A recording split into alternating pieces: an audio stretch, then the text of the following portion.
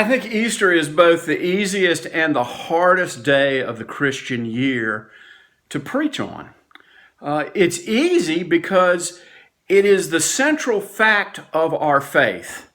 I had a professor in seminary, Keith Nickel, who was quite a very interesting man. And the first day of our New Testament class, he came in, and the first thing out of his mouth was, the resurrection is the central event of the Christian faith.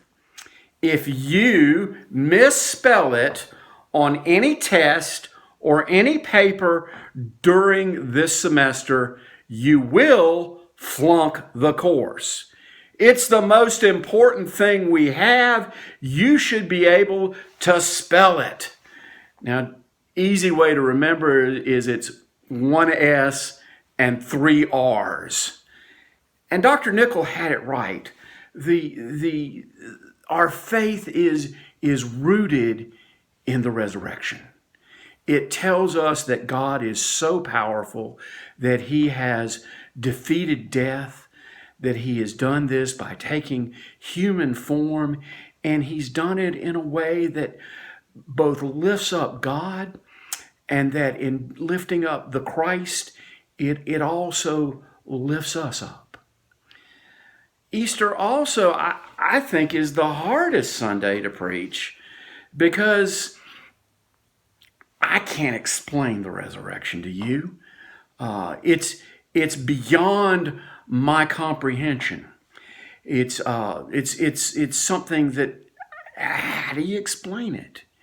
I can explain the advent, the birth of Christ, because we know how babies are born. Everybody's born, but there's no sense of resurrection.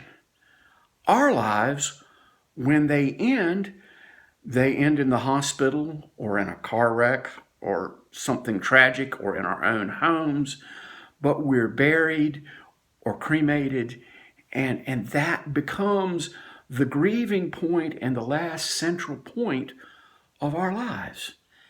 How do I explain the resurrection to you? I can't even explain it to myself. And ministers throughout, and the other thing is that ministers throughout millennia have been trying to give their best on Easter so that everybody will know about this joyous event. And it's been poorly explained, wonderfully explained, and yet I feel like those who are in the story we have today. It says that Mary, the mother of James and Salome, they're there. And their experience is fear and bewilderment, not knowing what to do. They keep quiet because they're terrified. They don't know what to say. They don't know where to do. And Mark leaves the gospel at this point. He just kind of stops it there, that the event has happened, and we're kind of left with, well, what's going to happen next? And I think that's an appropriate way. We all are bewildered at the resurrection of Jesus. We all wonder what's going to happen next. We sometimes, when we have great news in our lives, we want to be quiet because we don't want to jinx it. We're quiet because we haven't quite comprehended what has happened. We're quiet because we just don't know. But one of the things we have to understand is that in the midst of this, the women are the faithful ones. If it wasn't for them, we wouldn't know about the resurrection. Now, the disciples, they have done what a lot of us are doing right now. They are socially distancing in an upper room somewhere, socially distancing from the Pharisees and the teachers of the law not wanting to get caught and arrested themselves. They're socially distancing from the Roman officials and the Roman army. They are just not there. But it's the women who come forth with this wonderful wanting to care for Jesus and see what is there. And they're not looking in hope. They're not going looking for the resurrection or expecting the resurrection. They're going out of love. They're going out of duty. They're going out of maybe a desire for closure, whatever that means. But they're not going expecting what they find. That's the power, I think, of this event. That the resurrection doesn't come because we're expecting it. It doesn't come because we're assuming that we know the end of the story like we sometimes figure out a movie or a book. The resurrection becomes a surprise for the faithful. They are shocked. They're amazed. They don't know what to do with it. We don't know what to do with it either sometimes.